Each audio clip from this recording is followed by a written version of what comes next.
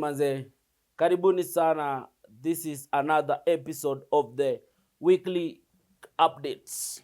Weekly updates na your one and only Peter Collins hapa kwa the Hangout. The Hangout podcast. Niliwaambia hizi ma weekly updates zitakuanga man. Sijui tulisema tuzite weekly updates ama tulisema tuziteaje. But anyway, these are tuseme tu the weekly updates na hii wiki I don't know, basically there's been a lot of things happening bana, but before even we get into everything man, make sure kwanza umesubscribe, very very important. Nimeona subscribers wameanza ku come through vile tulikuwa tuna pray man, so make sure manze ka una watch manze, we are just requesting bana, make sure tu umesubscribe. That's the best support unaweza tupatia on this platform, cause by you subscribing it means that you're really supporting what you're doing, and you are really supporting pia the growth man. And then we also have some loyal fans. Maybe I think kuna msee anaweza taka ku big up kuna jamaa fulani anaweza taka ku big up. He has been a loyal fan manze, amekuwa ki follow up kenye tunadu, and I think it's good manze. It's good if we give such people some shout out we give them some shout outs. So I think huyo jamaa let me see very quick fast.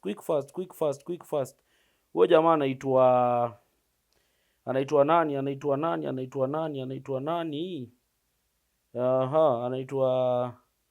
huyo jamaa anaitwa quick fast bana.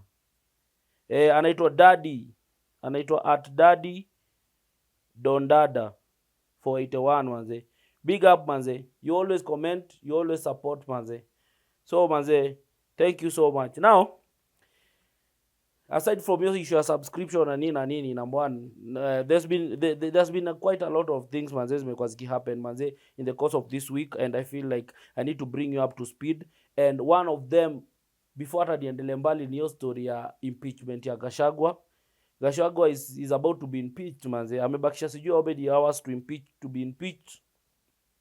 And I think I'm doing this video before ako impeached, and I think we'll also do it after amekuwa impeached.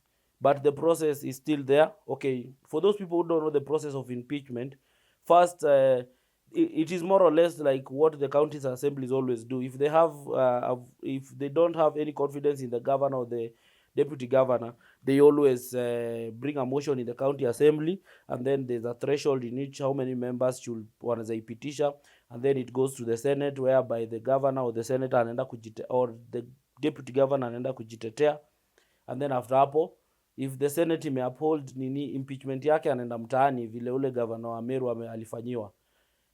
Na at the same time huyu anaitwa nani? So for the deputy president and the president is just the same. So the parliament is going to pass a motion of impeachment, and that motion ndio inafaa ku drive from the parliament. About 233 members wanafaa kuisupport. Wakisha support it na Senate, and then GACHAGUA ataitwa hapo ajitetee nini mambo kama hiyo. And then once the Senate uphold nini stand impeached, he ceases to be the deputy president of the Republic of Kenya. For the president is also the same. So I think this is very unprecedented. It has never happened in Kenya. It's going to happen for the first time, where the deputy president is going to be impeached. And from the numbers and everything, I think this is going to sail through very easily. I don't know why. I don't know what GACHAGUA. Okay, my question is ni nini GACHAGUA amefanyia watu that is so big wanataka kumimpeach? Personally, I don't see, because there are people who have done so much evils in this country, including the topmost person. You get, they have done so many bad things, and I don't like how wangefaa kuwa impeached like yesterday, but apparently nothing has been done, and now they are facing GACHAGUA.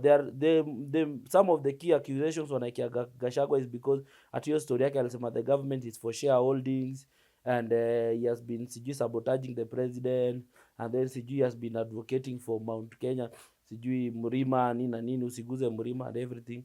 But I feel like, okay, this is a political process, so either way the GACHAGUA can still go home if the politicians in those two houses don't like him.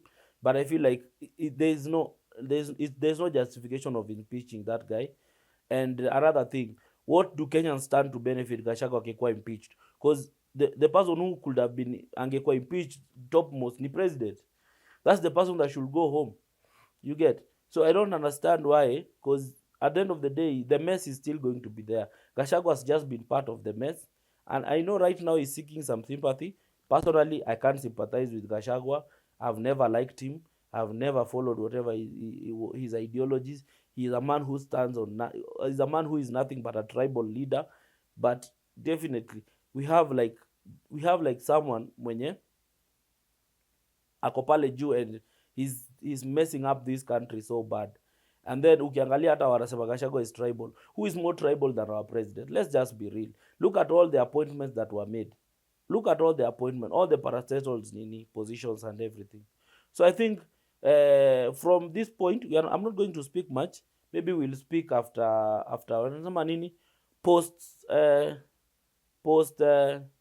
post impeachment. We'll have a video on. I'll do a video on post impeachment, and then we'll look at the effects and the impacts of Gachagua's impeachment in terms of the political landscape of this country and how it's going to be shaped. Because definitely that will shape the political landscape of this country. I feel like wanataka kumreplace na Kindiki. I don't like Kindiki either. He's a man who is being used, and it's very clear he's being used. But anyway, that's a story for another day. Kuna issue ya nini pia? Kuna issue ya Mungai Eve apparently alikuwa kwa interview na one of the guys mwenye saizi is currently running a live show. Neto live show ama nini? Akona live show kama ile ya Oga Obina. So the lady alikuwa hapo, and apparently hiyo issue ya Trevor ili come up, the guy when alikuwa na date previously, and some of the comments that he made and some of the things that he said were crazy, very very crazy. Nitakuwa nachukua hizo video, I'll always put them as a sneak peek of those videos. Siwezi weka kwa this video, but I'll always put them in my short videos on YouTube. So on the short videos on YouTube you can always find them, some of these things zenye nime highlight hapa. So Trevor udem apparently alisema ati yeye hakuwahi penda Trevor, ni circumstances ndio zilimforce akaenda Trevor kwa sababu ati at that time hakuwa anataka kukaa kwao na hakuwa na mahali pa kuenda, unaona. So ilibidi akaenda Trevor, and I think this raised just issues of how much women at in my day, like how you can support them, and at the end of the day the price will end up, because it was crazy. Like, how do you say that about someone who has like helped you from amekutoa from nothing to something? He has really supported you, and right now juu ushafika mali umekuwa this big brand, apparently you feel like you're a big brand. Now the best way you can pay back such a person is by saying that those kind of things. I don't think it's nice. I think there's power in silence. If someone has supported you and you feel like you appear amekufanya vibaya, because you can't really defend Trevor so much. Pengine pia he was toxic in a way, but pia you can see through the lines. You can read between the lines vile that lady she amekuwa. That lady apparently anakuonyesha tu she's someone who is ungrateful, and is someone who feels like with or without Trevor angekuwa hapo.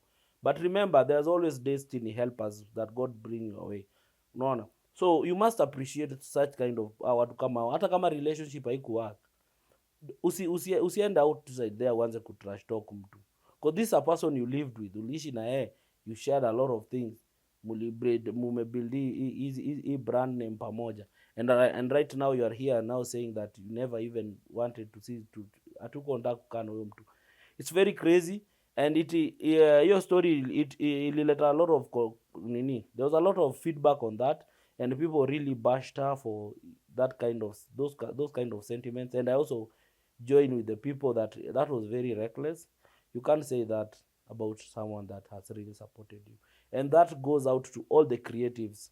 Personally, I'm a creative, and I've realized that supporting people sometimes, this is what we get paid for. Like even the words unaambia, like they don't appreciate. Unasaidia mtu, unasupport mtu, and then when somebody makes a name, anarudi baadaye anakuongelesha vibaya. I've been a victim of that. I've supported artists here and there, And then once they become a big, because there's an artist who's a very big name who I worked with previously. I really supported that person, and when he became a big name, alisaw everything. So I think like Trevor is just for is just amekuwa tu victim of nini, but let's see how far the brand Eve will go. Personally, I don't feel like it's going far because she doesn't have any backing of journalism or anything. The only thing she's riding on is on the name, and if she doesn't know how to make good use of the name, like about achezecheze hapa na pale, itaisha. There's nothing good that lasts forever. That is one thing you must always know. Nothing lasts forever in this world. You can think you're famous, you can think you're great, and then utafika mali, you just remain with that name, and there's no greatness in you. So pia we need to be very careful. Usitukane malipo umetoka. Yeah. And on that bado kukuwa na hiyo nini ya gari, they were talking about hiyo video there was a point whereby aliulizwa story about the car. Kuna time walipataga accident na Trevor, na that lady laughed sarcastically akisema that by the time alikuwa anatoka kwa relationship, that car was written off, and she laughed sarcastically. The video itakuwa hapa kwa short videos, you can always go to my short videos, you will see it. And it shows how women I don't want sistaki kusema all of them, but majority of women are just evil outside here. Ungeona vile anacheka kwa hiyo video, utakuwa tu pissed, yani utakuwa tu pissed, and watu hawajafurahia. I went through the comment, none, hakuna hata mtu mmoja amenye alisema like support what she was doing. But anyway, that's it. Yeah, so some of the trending things, kuna yeah, so kuna pia story ya nini, kuna pia story ya some of these things that have been trending. Hii issue ya kama umeenda TikTok umeona a lot of video ya jamaa fulani anaitwa Bespoke, Bolo Bespoke or something, na kina nani hapo hivyo, kina Jalango wamevaa manini, wamevaa ka uniform, wanakaa watoto wa shule.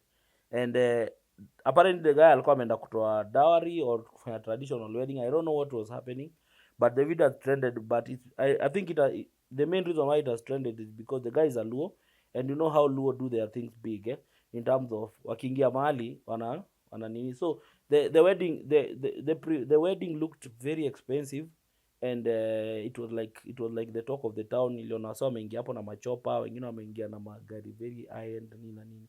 So that is what has been trending on TikTok mostly, and on these other platforms. And guys were like, who is this guy?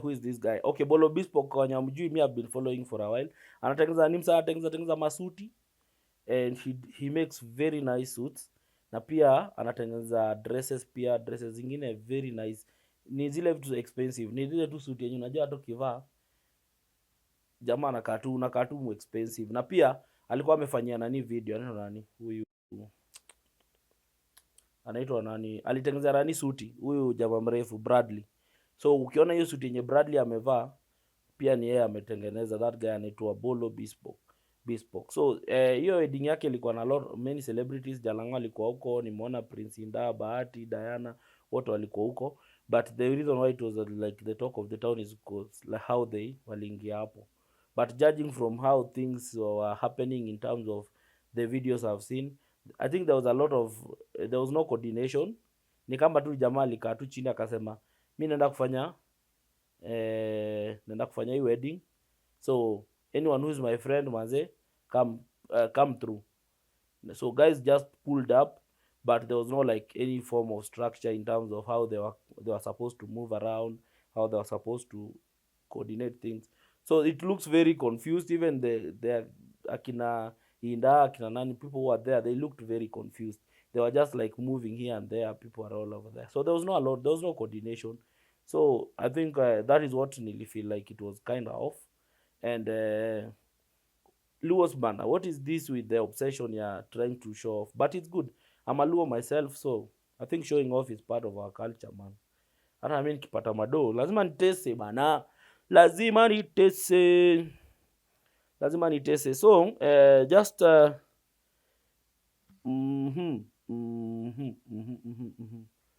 yeah. So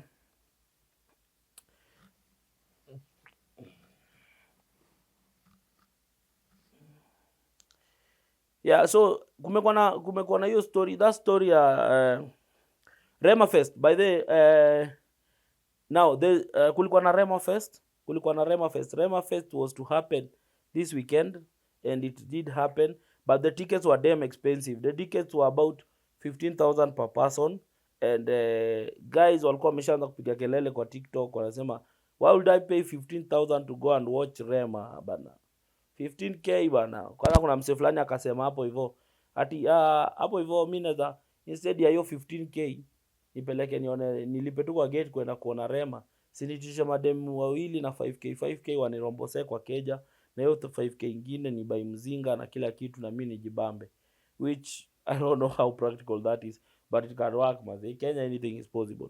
So apparently kulikuwa na security breach kwa hiyo event, security lapse, and jamaa wali occupy Rema Fest, wase walienda wakaingia bure, wase waliingia bure. So imagine umelipa 15k kwenda kuona Rema, alafu na kaivu unaona crowd imekuja wengi, wase wamekuja wakaingia bure manze. So that's what happened, but the event bado iliendelea, but wase waliingia bure cause I don't know, apparently there was that security lapse na sasa kaingia bure manze. Hata mimi ningekuwa hapo ningeingia bure man. That's a Kenyan thing man. Tunapenda vitu za bure, tunapenda vitu za kuvuruga. So hata mimi ningekuwa hapo tu ninge make sure nimeingia manzi. So apparently hivyo ndio ilikuwa, and another topic, another issue that trended I think this week was issue ya Huda na Salasia. For those who don't know, Salasia alikuwa ameambia Huda ati anataka kudate Huda or something, and then apparently ni kama alianza kumstalk nini na nini, alafu akamtumia ka 10k. Huda naye ni nani, alirudisha hiyo do manze, akamwambia jo, mimi sichezagi si mchezo jo, hizi 10k endo patie marika zako huko chini jo. So hiyo kitu ilikasirisha hiyo kitu ilikasirisha Salasia manze. Salasia akakuja akarusha maneno mingi. There's a video whereby anakuwa very vulgar. Anaongea hapo hivyo, anasema sijui kuweka kichwa tu sijui nini na nini, ati anataka 1 million, some very crazy stuff. And apparently akakuja cause Kibe pia alimchekelea, na Kibe really attacked him, kimwambia ati wewe enda ucheze, Huda sio ligi yako, unaona. So that was it's not a big issue. I think it was just something that came up because we like Kenyans, vile tunajijua sisi, tunapenda stories bana. We tunapenda tu kupata kitu inaendelea mtandaoni, and it was a good thing. So hiyo I think imeisha hivyo. I don't think it's going to escalate any further cause Huda pia I don't think make any follow ups after that. So I don't think it's something that is going to escalate, and I don't think hata Huda ni mtu mwenye anataka kujireduce kwa level ya Salasia, cause Salasia as much as is a good is a vibe on its own, yani akiwa tu peke yake, vile uongea, vile behave nini, but kuna level, kuna vile kila mtu, kuna mtu anataka kuassociate na yeye. So I don't think like Huda anataka kuassociate na Salasia. So I think hiyo imekufa tu hapo, hiyo ni vibe imededi. But on another note, just on the last point of some of the key things I picked up this week, kuna hiyo issue ya a follow up of last week. There's a video I did about Diamond kwenda kwa Diddy, and then Diddy sijui akamwambia sijui fanya nini, and then apparently Diamond akanini hiyo story wanasema like kuna vile ukiangalia in the last episode utaona. So Babu Tale apparently alikuja amekuja akarespond to that, akasema hakukuwa na story ya mtu yote kufunguliwa buta manini, but at first they didn't know why, because hao walienda tu kama wageni, and then wakaona like because walienda Babu Tale na huyu jamaa anaitwa huyu bwana alishakiza anaitangwa nani, huyu husband alishakiza anaitangwa nani, nimesahau jina yake. So huyo jamaa ndiye aliwapeleka kwa Diddy, and then Diddy akaanza kusema sijui tutoke hapa chini tuende juu tuka watch movie, and then huyo jamaa akakataa kabisa paka akatoka nao hapo hivyo kwa Diddy. So they didn't understand why this guy alikuwa na protective, alikuwa anakata so hata huyo manager wa Diamond amesema saa hizi ndiye amejua kwa nini that happened. Kumbe that guy alikuwa ameshajua the kind of a person Diddy is, and that's why he was protecting them from that, because hata baadaye Diddy alikuwa ameambia Diamond akona bash, akona party akuje baadaye, na hiyo party ndio akina Drake sijui alikuwa nini. So akina Diamond alikuwa eager kwenda juu atakutana akina Drake na nani, but huyu jamaa alikataa kabisa, unaona, until hawakuenda. So ni kama saizi ndo wameshajua what really happened, why this guy was really protecting them. Nimesahau huyu bwana alishakiza naitangwa nani, wenye wanajua anaweza hapo kwa comment section. So that's how things happen. But anyway guys, thank you so much. I don't have much to say, and big up to everyone who has been subscribing to this channel, anyone who has been following us up, anyone who has been getting the updates and everything. Make sure you support this channel. We are really begging, we are really requesting that you support us so that we can walk this journey together. Na kama kawaida, make sure you hit that notification bell. If you want to support us financially, namba iko hapa. You can always send something, 10 bob, 5 bob, 3 bob, 4 bob, 20 bob, whatever thing you have, because whatever you give goes back in terms of making this podcast ikuwe kubwa kama kawaida. Till next time, baadaye.